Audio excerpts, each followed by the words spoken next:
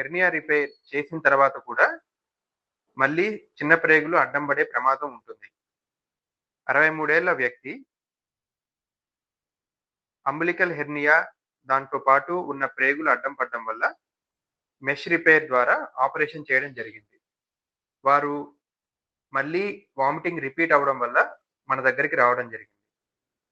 ఈ రోగికి పరీక్ష చేసినప్పుడు చిన్న ప్రేగు అల్సర్స్ వచ్చి అడ్డం పడడం వల్ల మళ్ళీ వీరికి వామిటింగ్ రావడం గమనించాము. ఈ వ్యక్తికి ఎండోస్కోపీ చేసినప్పుడు ఈ విధంగా ఈసోఫాగస్ ఆహార వాహికలో మ్యూకోజా మొత్తంగా అల్సర్స్ ఏర్పడ్డాయి.